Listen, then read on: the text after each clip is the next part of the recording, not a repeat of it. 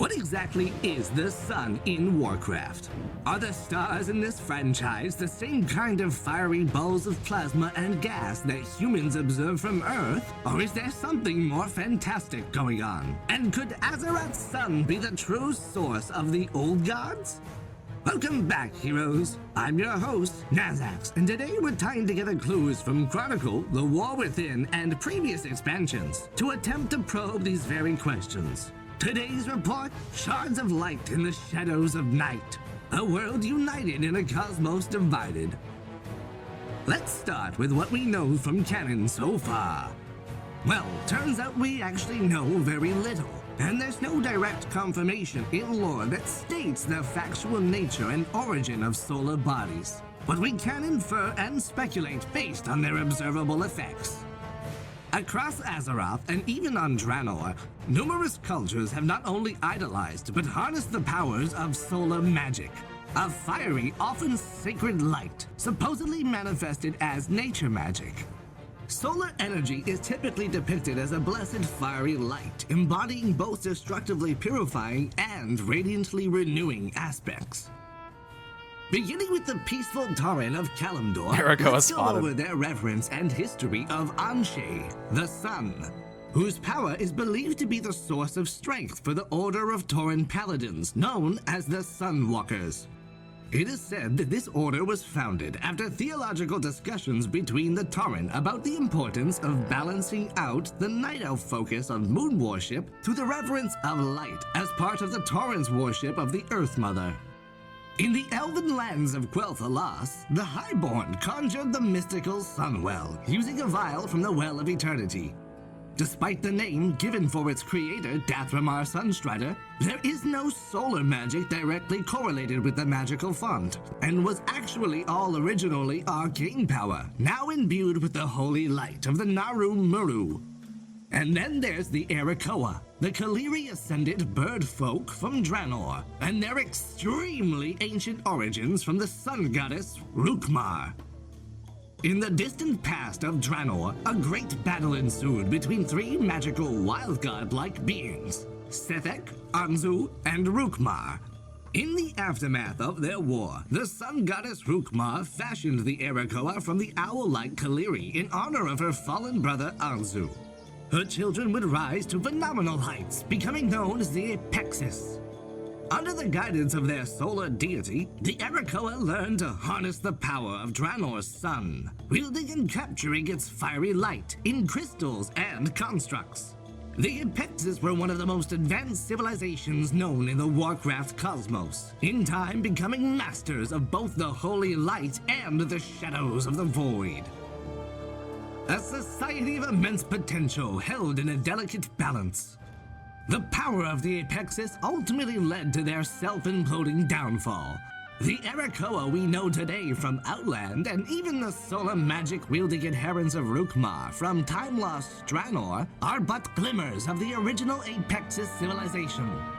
From these three examples, we can see that despite being categorized separately, the natural solar magic of suns and the cosmic holy magic of the light seem to be often closely associated, if not connected. So what gives? Today, I will try to lay out a celestial framework that both justifies these mysteries and cuts through the blinded perceptions of the fiery, shining lights that we call stars. Can you make it a bit louder? I mean, if I talk while it's playing, you're barely going to be able to hear me. It's pretty much hitting the same volume levels that my voice does when I'm speaking. So I actually can't make it any louder. So it's pretty loud in my ears, personally. I don't know how it is for everyone else. Firstly, are suns and stars the same in Azeroth's universe as compared to Earth's? Are the stars merely giant balls of fiery gas and magic, or are they something else entirely? You know what I love about Xaxxas videos, dude? He has a way, like the way that he lays it out and actually like explains it is just so good. These are things that I think about, but I can't. I'm not as good at like.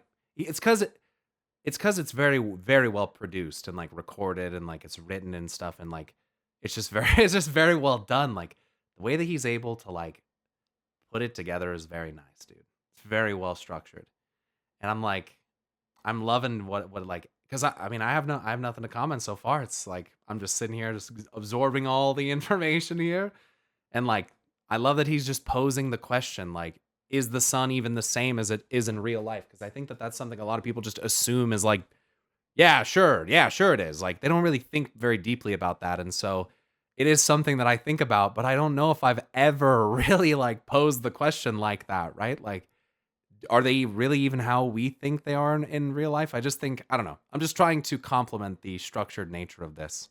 It's just very well like steered, you know? It's the huge benefit of not doing things what's the word? Improvised. You know what I mean? Have a structure, have a plan. That's why these videos are so fucking good, dude. So yeah, anyway. In the real world, stars are massive glowing spheres of plasma powered by nuclear fusion. Yet in Warcraft, the newest cinematic depiction of Azeroth's world soul as a spherical plasmatic entity resembling a solar body suggests that there might be something more to the twinkling lights above us, and that the visual niche of stars and suns as we know them is already taken by the world soul. This visual discrepancy with the world soul invites us to explore deeper, literally. In the upcoming expansion, The War Within, players can find a giant glowing crystal in the underground zone of Hallowfall, which is referred to as both a crystal sun by Blizzard and a falling star by the Arathi, despite being clearly neither sun or star by our conventional understanding. Correct. And I'm assuming he's going to go here with it, but there are several things that reference the Naru as stars. I'm pretty sure. I think the original like dreaming contact that was had with the Naru by the humans might even make some kind of remark about that. The Naru are something that I have considered as like the joyous stars that sing to each other because, well, I mean, even think about it. The dark star that floats in the sky on Draenor, that's a Naru. Even the Dark Star, they call it stuff like that. So I'm excited to see where this goes.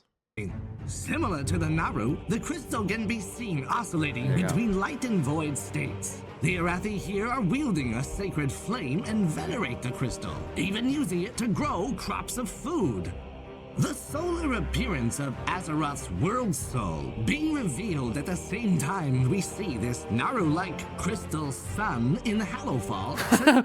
Yep. Just that Warcraft suns and stars might not be traditional nuclear fusion entities, and instead, world souls occupy this cosmically visual niche within the core of planets. This could mean I don't know if I think here's where our beliefs would probably diverge. Because I think there is a very good likeliness that that world soul as we know it is maybe not supposed to be inside of a planet. And that is a deception crafted by the Titans in order to... But again, I'm okay with a narrative where the Titans or something like... How do I put this? I just think that the way that Chronicle writes it is meant to make you think that they are such grandiose beings that their souls inhabit an entire planet. And I feel like they give the impression that when they wake up, they will literally be like the world and like that's how they will manifest. I just don't know that if I believe that. And there are also those planets inside of like Ulduar and inside of like Karazhan that might represent Titan worlds. If they do represent Titan worlds, then that could genuinely be where their world souls came from. That could be what's going on. I mean, it could just be true. And that Aman'Thul's just been like ordering them and that's really where they come from. But the idea that she's trapped inside of a fucking fake planet that's basically disguising a Dyson sphere so that they can use her as fuel, I think is way more... I just think that's really cool. And maybe that's not mutually exclusive, given what's being said here. But part of me is still just very untrusting that inside of a planet is where Azeroth should actually be. I'm just not sold on that yet. I don't know if I believe that. A star inside of a... And again, she looks so different to the other Titans. It just makes me think that, like... that we've been led to believe something that's not true. Honestly. But I can't irrefutably prove that. I mean, the Titans moving Argus's world soul is a pretty large piece of evidence in terms of like their ability to manipulate and relocate a world soul, which is part of what predicates my belief in the idea that Azeroth's world soul may actually once have been inside of Koresh, and that's why it's the same song. So, but I can let that go. I just don't know if I believe it's where it should be, dude. I don't understand why the world souls would need to be a power source when they have the whole machine of death and the Shadowlands as energy machines, because souls aren't infinite, my friend. Souls aren't infinite. You can only recycle something so many times before it degrades and you need more resources, trust me. Even in Final Fantasy, that's true. It's like part of the main theme of the most recent expansion.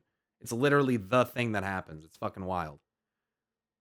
They have a soul recycling system and they realize that they can't do that forever. It leads to certain issues that cause it to not work in perpetuity. And so they have to go out and harvest more souls from somewhere. The machines harvesting the free will and the soul of a greater deity, or of like a solar deity, or maybe even the creator of the universe, I feel like is a pretty solid power source. I don't know if there is a stronger power source in the cosmos than Azeroth, to be honest. I think she might be like the most powerful thing. So I've believed that for a long fucking time. If I think Sargeras is strong, I think Azeroth probably shits on Sargeras, but the actual nature of Warcraft's illuminating celestial bodies is something we've yet to officially discover. But what if I told you that's all about to change? What if this giant crystal sun, this fallen star in Hallowfall, isn't just an object of the narrow-minded Naru, but a massive clue at the true nature of Azeroth's actual sun? A microcosm of the macrocosm. So do we even know the origins of stars? Fake crystal star in the sky. And Xaxxas and I actually had a little discussion briefly on Discord where he said that exact thing. The microcosm of the macrocosm. Reflecting what is happening on the outside. A fake sky where you couldn't tell the difference, and a sun made out of crystal that shouldn't be. Stars? While Chronicles Mythos avoids stating where the stars and sun come from in any concrete way, there are a few lines that we can read into with new perspective. In Volume 1, it says, quote, "The cataclysmic birth of the cosmos also flung shards of light throughout reality. These shards suffused the matter of myriad worlds with the spark of life, giving rise to creatures of wondrous and terrible diversity." And then I don't know if he's going to list this, but it does list 3 different beings right after this, as those to suggest that the shards of light created all 3 of these kinds of beings. It talks about elemental lords or elementals. It talks about the Naru, and it talks about the Titans. I interpreted this as that it was suggesting that this light created all of those beings, the creatures of wondrous and terrible diversity. So I just want to clarify that I took this as like the light and the life that spread out. The Titans write that they are essentially the product of that. That's how I understand that in Chronicle. They wrote, light exploded out, suffused myriad worlds with the spark of life, giving rise to creatures of terrible and wondrous and terrible diversity, which is a very Lovecraftian thing to say, by the way. And then the Titans are then included in a list of beings to follow.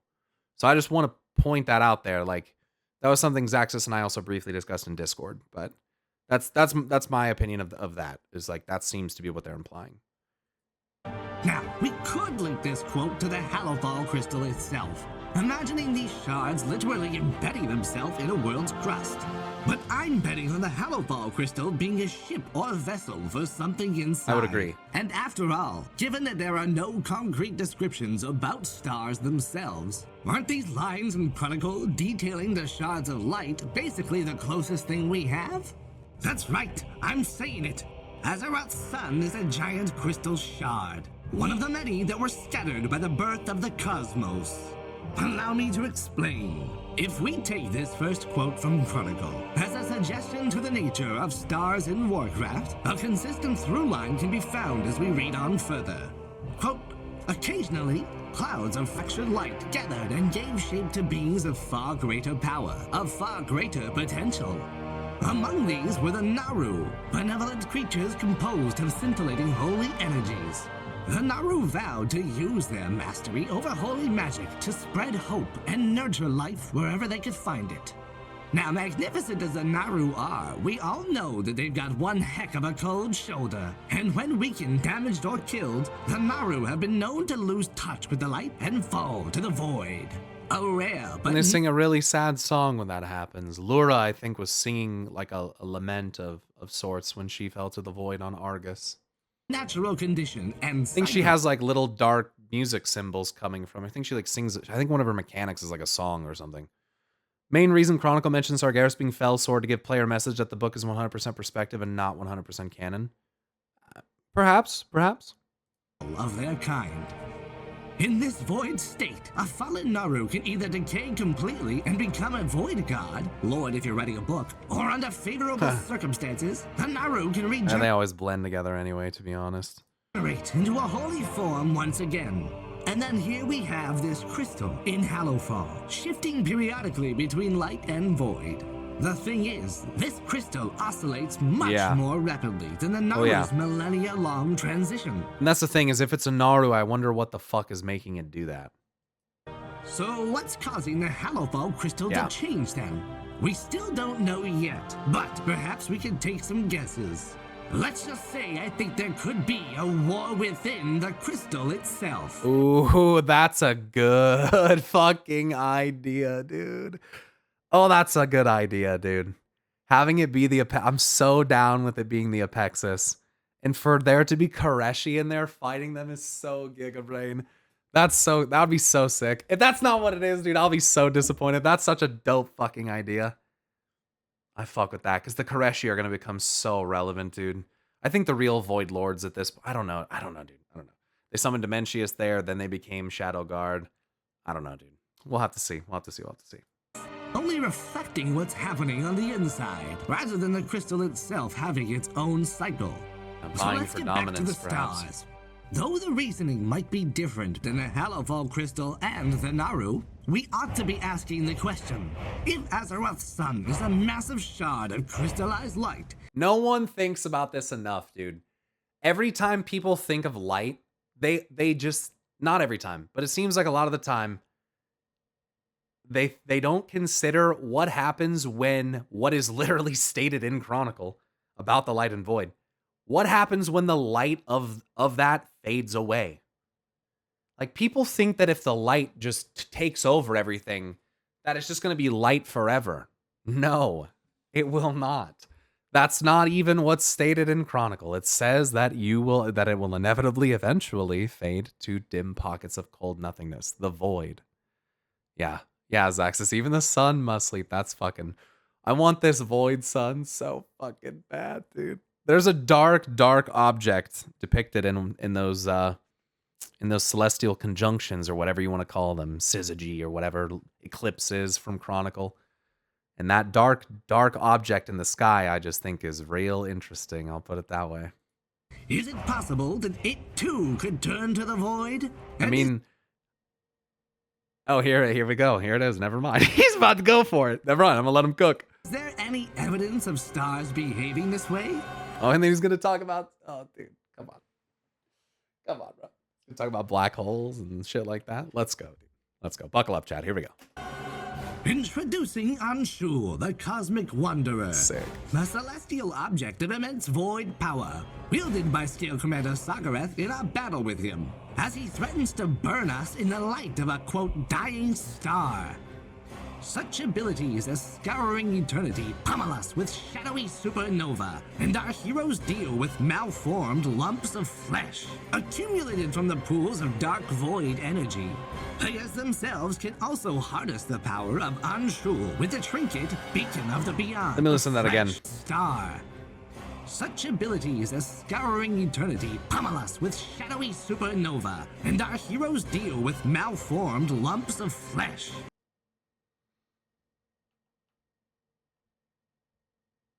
So isn't that suggesting that it's that the void is purging the void's purging the flesh out of us?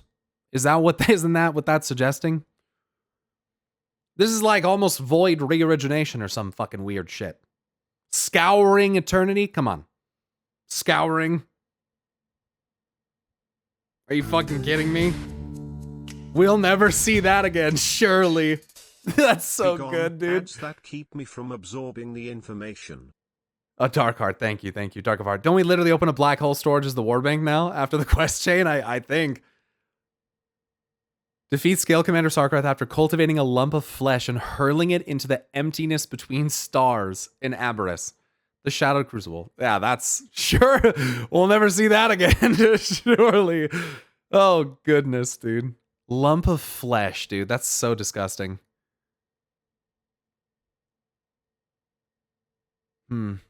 Target stranded alone in the vast infinite of space. Reducing damage done by 99%. If the target is not recovered fragments of their mind in 20 seconds, they're lost forever and perish. Oh my god. Holy fuck. While stranded in the emptiness between stars, players can absorb astral flares to gain 5% haste and 10% increased movement speed. Interesting. Sarkrath pulls several asteroids out of space to crash into the ground. These formations inflict shadow damage. Astral formation. Oblivion. Being struck with most void abilities causes oblivion. Shadow damage every 1 second for 20 fucking minutes. Upon 10 applications, the player is lost in the emptiness between stars. Dude, that is... Dude, oh my god. The void is fucking terrifying, dude. The void, this astral form... I mean, look, it's all about space. Emptiness between stars. The cold nothingness. The cruel frozen void that lies beyond the margin of Azeroth's sky, dude. He was fucking looking through it, dude. In real life, too, it's my only nightmare. Dude. If we had the tech... I mean, dude. I mean, we do. I mean, I would go... I don't know, Chad. I would go into space, I think. I think I'd check it out. We're in space, technically. We're just not down here, but, you know, we're technically... The world's floating in space. It's not the same thing. You know, there's no atmosphere. So anyway, I'm going to continue this here. Clinging void. Void energy clings to the target. Accumulated from the pools of dark void energy. Players themselves can also... Accumulated from the pools of dark void energy. So you go in the dark void energy, which gives you lumps of flesh. I don't know, dude. That kind of sounds like, to me, like the void is like shedding your flesh off, like, but in some way, like, or the flesh is connecting with you while you're standing in it. It's just, it seems like it's coming from you again, especially because scouring eternity. Scouring is again a word often used to describe re-origination. McBain, I'm good, bro. How are you, dude? The pool you land in Aberys before you go to Sarkrath, it's a tumorous growth. That's fucking horrific, dude. What the fuck? I put both definitions for scouring in here if you look closely.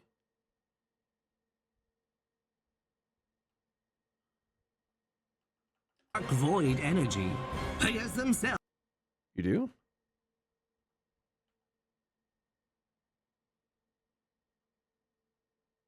Oh, scouring meaning to purge. Clean or brighten the surface of something by rubbing it hard, typically with an abrasive or detergent. Yeah. Not a good look, dude. It's so easy when talking about emptiness between stars and shit. For me, it's so easy to connect things like this thematically to the Titans. I don't know, dude. Also Elune, frankly, with the way that Tyrande looks when she's the Night Warrior. With shadowy super...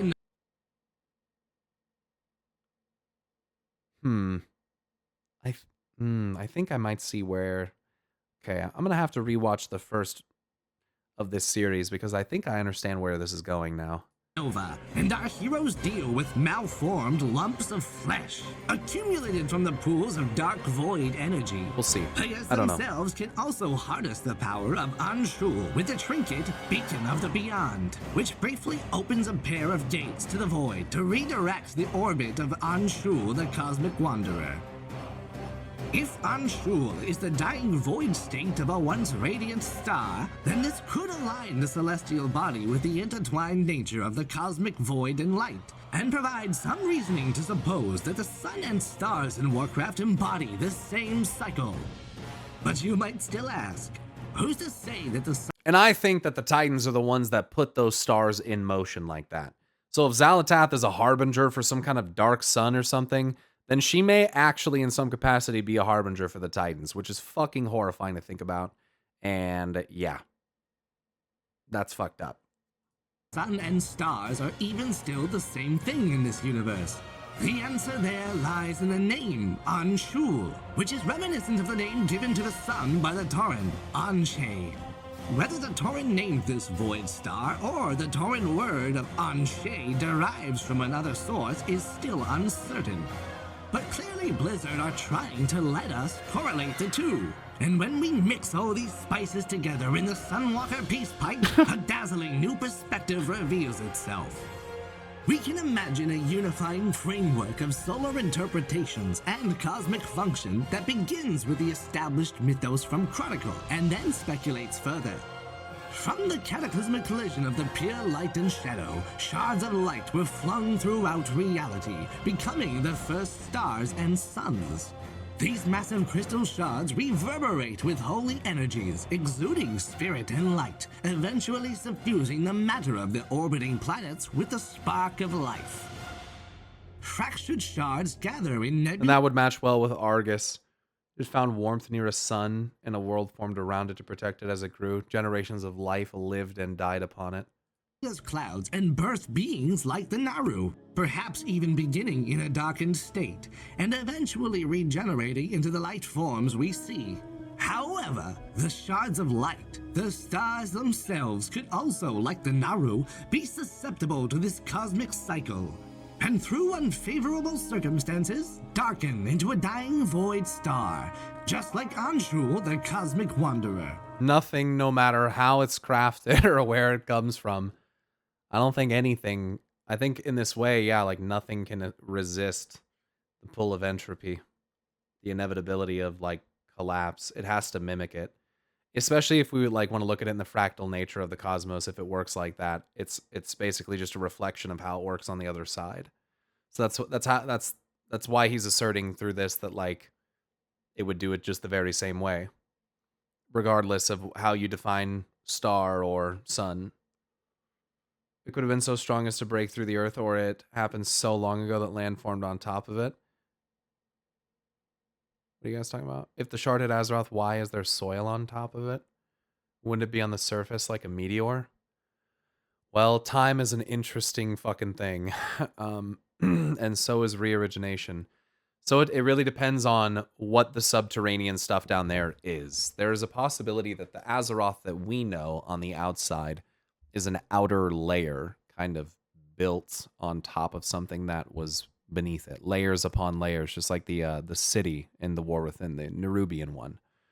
So when you look at it in this way, you can think about it maybe as even different eras of time. How long ago was that lower layer? Was there a point at which that lower layer was actually the outermost layer? But now, since maybe something like re-origination or mass terraforming event, they have constructed another layer on top of that. And to be honest, those different layers could be perceived as entirely different planets. I'm just going to let you know that right now. Like, if you were none the wiser and you went to one of these places, a layer within the layer, you might not, like, it might be easy to perceive that like you're in a totally different place, a totally different world, even a different fucking dimension potentially. Sure, if you go down deep enough, maybe. I mean, I think that the layered kind of structure of the cosmos probably applies to like everything. Draenor is just the third layer down. Look, not to sound like a goober, but like that concept could be very real. That like worlds within worlds kind of thing. Down into the core where maybe there is Azeroth in a void or something. I have no idea. There's lots of opportunity. Layers in the Emerald Dream. You know? Our layer is not on the top for sure. There's a possibility that it sure is not. There, you know, one could look at it as though Argus is maybe even on a layer outside of that, or in a space outside of the considered normal layers or something like that, like higher planes kind of thing. Almost like planes upon Yggdrasil kind of thing.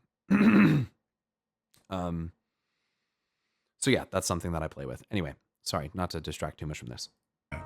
If this were true, one of Chronicle's biggest head-scratchers finally starts making a little more sense. The origin of the old gods. They fell from the sky. And the fucking Legend of the Five Suns, bro. Oh yeah. Oh yeah. In the Mythos chapters of Chronicle Volume 1, it is said that, quote, the Void Lords did not know which worlds contained slumbering Titan spirits. Thus, they pooled their power and hurled dark creatures throughout the physical universe, hoping that some would smash into a world soul. An unknown number of the Void Lord's creations hurtled through the Great Dark. Considering the statistic in Orbital Old God canon, bro. The Pandaren legend, yeah. Ability of this scenario, isn't it awfully unlikely that Azeroth alone would have 4 or 5 old gods? I mean, where exactly in space did they conjure these fleshy masses from? And from what direction did they shoot them? For a supposedly completely... It's so tremendously unlikely, dude. It's so crazy. I'm so glad he puts it together like this, because if the cosmos is as big as people say, the things that we're told about them being randomly kind of launched out are what they're, let's just say, it's not like they're a lie, but it's just not contextualized in a way that would allow you to understand it. Like, I love this, dude. It's so astronomically fucking unlikely, especially 4 or 5 times, dude. That's crazy. Cosmically almost impossible fucking odds. Yeah, it's wild. Blind plan? They sure were successful with Azeroth in particular, don't you think? Pretty interesting. Well, a few lines earlier... It's funny because, yeah, as he put... Dude, he's so clever with these little visuals. You see what he did right there? He put on the outside of Azeroth, on the outside of this thing right here, he has all these fucking void worlds, which you can literally see from the seat of the Pantheon. If you just look down, you can see like 3 or 4 of them. Right by Azeroth, it's like, okay, dude, what the fuck? Do you think? Well, a few lines earlier in the same chapter, we're told that the Void Lords toiled to manifest in the physical universe. As they did so, their energy... Shit, there's a time during the Tauren High Mountain quest where you phase into the void atop High Mountain and you can see one in the sky right there, and you're like, what the fuck is that? Sorry. Don't you think? Well, a few lines earlier in the same chapter, we're told that the Void Lords toiled to manifest in the physical universe. As they did so, their energy seeped into reality, warping some of the unsuspecting denizens of creation. What if, instead of randomly pooling their energy to some undetermined spot in space, the Void Lords pooled their energy into the darkening stars and Naru, the unsuspecting denizens of creation warped by the seeping energies?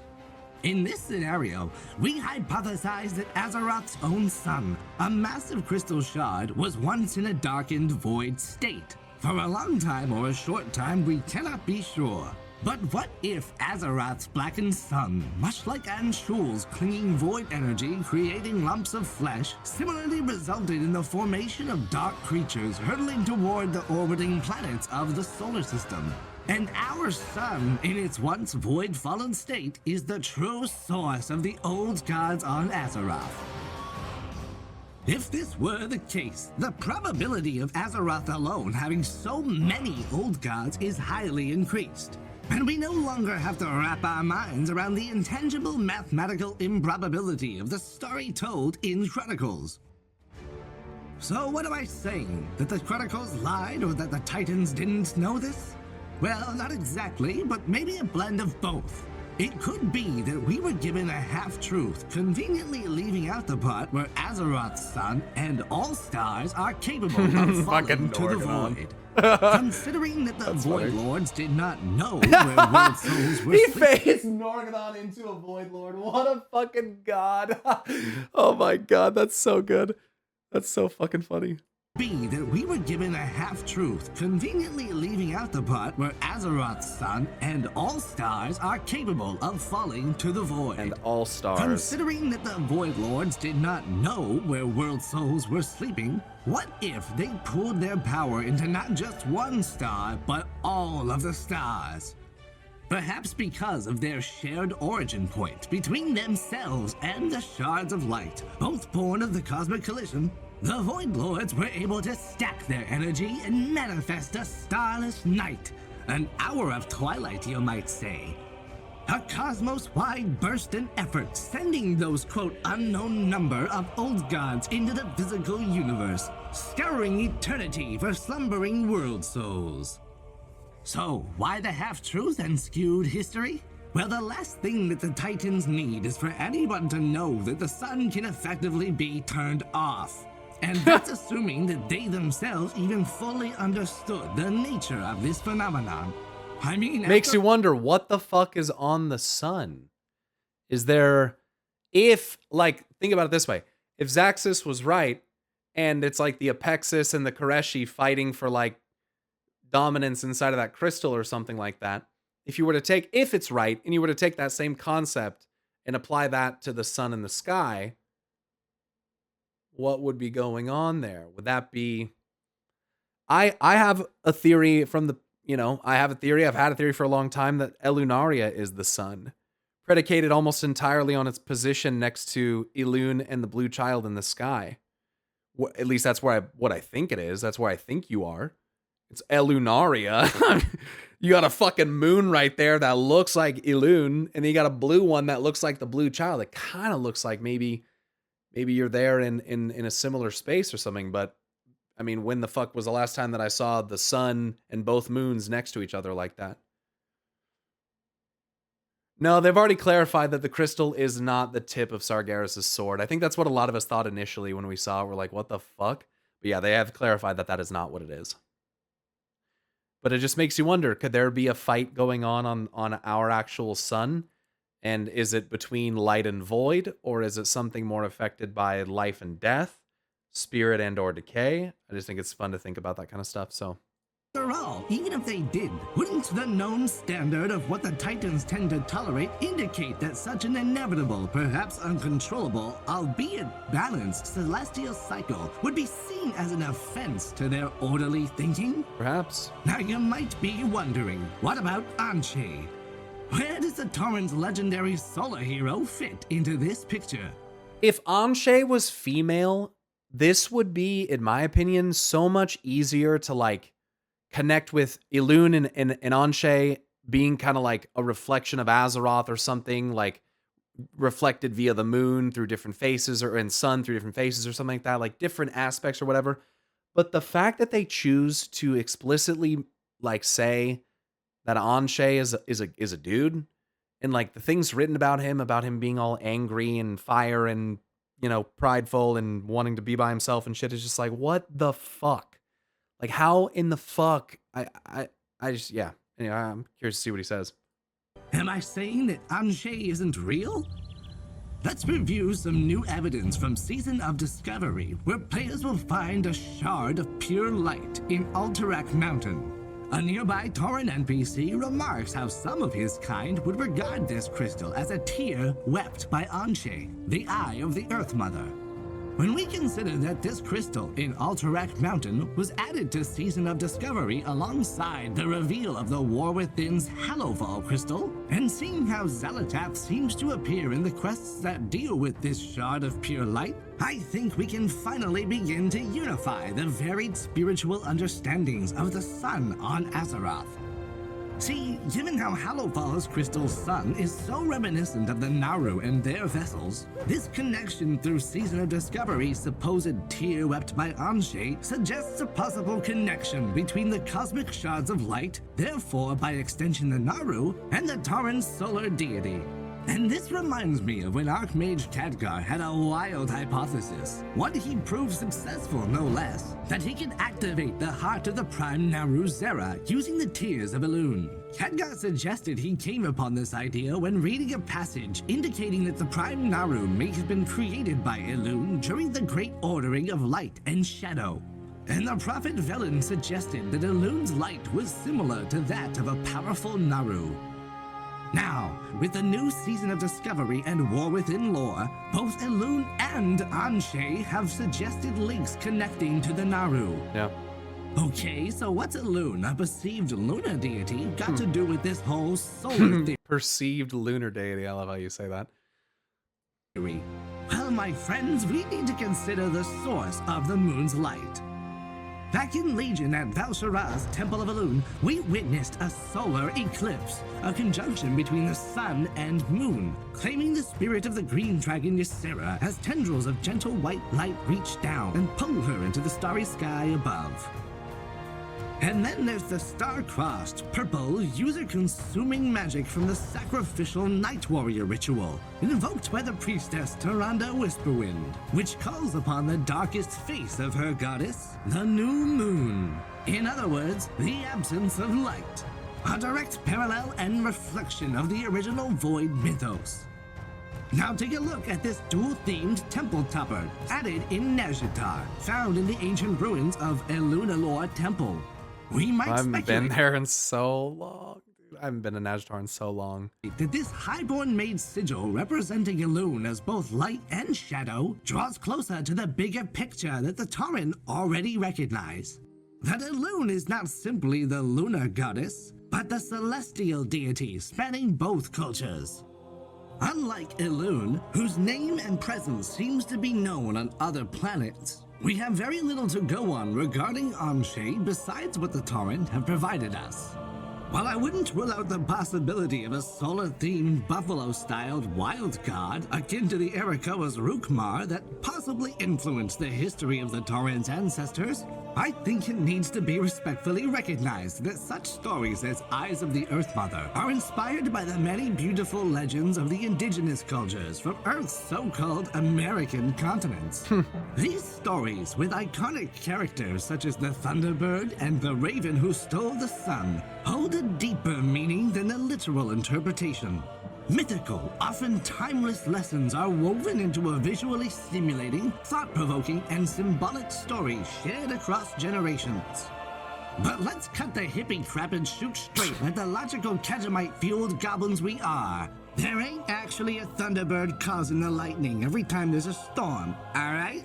And taking the Tauren's legends and tales as gospel when dealing with the extraterrestrial cosmic forces beyond the solar system would be missing the point of their honored storytelling tradition. I'm not saying That goes for Anshe everybody. isn't real, but as far as we can tell, it's simply a name from a legend. And unlike Elune with her potentially interstellar influence, the Tauren Sunwalker's faith and belief is the only example of any powers or blessings seemingly coming from the solar god Anshe, which can be summed up to a half-understood truth. And the same can be said for the Night Elves. You see, while they may have gotten the right name for the celestial deity, the Night Elves got caught up on the lunar aspect and were content in not questioning the source of the moon's light. Whereas on the other hand, the Tauren recognized the bigger picture and proudly applied their own names and characterizations to each aspect of the celestial deity. Neither had the whole truth, but both had valuable parts. This unifying theology aims to respect both the Tauren and Night Elves' cultural significance in the Warcraft franchise. Like Sun and Moon, the Tauren and Night Elves reflect the varied aspects of the cosmos, both of them ultimately coming from and following the same light. The sun that Azeroth orbits, the crystal shard of pure light, and one of the many stars that are the shards of Elune. So let's recap and conclude. The initial cosmic collision of pure light and shadow that birthed our universe scattered shards of pure light across reality, becoming the stars we know today. These shards, these suns, are the suffusing force for the spark of life among the many worlds. However, the twinkling stars above can also embody the cosmic void, and are the very sources that the Void Lords poured their power into when creating the old gods. The suns in Warcraft's universe may not just be the life-nurturing providers of light and spirit like Anshe, but also the light-devouring void stars like Anshul. A balanced cosmic cycle of light and shadow forces, creating and destroying across eternity. A fatal flaw in existence itself. The perfect recipe of paradoxical function that could drive even the noblest of titans to madness. Depends on who you ask. And that's where our journey across the stars comes to its end. Thank you for tuning in to another episode of Knowledge Wars, where the truth isn't just out there, it's buried under layers of celestial secrets and titan machinery. Remember, folks, you are the resistance to a cosmos divided. Nice. Good video, dude. That was really good. Look, essentially what he's suggesting, for those who are not following there, is that Anshe and Elune are not individual and unique deities from one another. Which, I just, that's the only thing I have a hard time with. I just have such a hard time with that. There's nothing that proves that Anshe is real. The way they choose to describe him in things like Eyes of the Earth Mother is just really hard for me to ignore. I don't know. And then there's like all the stuff about, I just don't know, dude. It's really hard for me. It's such a good theory. And I think that like the Naru and the Void stuff with like the moon and or the sun and stuff, I think is really, really good. The only thing I just struggle with is the conjunction of those two things. I understand the symbolism of them being the eyes of the Earth Mother and that stuff. I think I understand that. But I don't know, dude. There's also stuff that just makes me question the identity of the Earth Mother herself as well. Like there's just kind of like a blending of different deities, and I think it's like really confusing in the relationship between them. And I think that's, I don't know. I think that's part of why the Windrunner fractal exists, to help you understand that better. Lady Sun, Lady Moon, Little Moon. But I don't know. That's just my interpretation of it. But a really, really good video by Xaxxas, dude. Again, the way that they're so well put together, man. There's a link again for that. If you guys want to show some love, yeah, this is still image. It's really nice.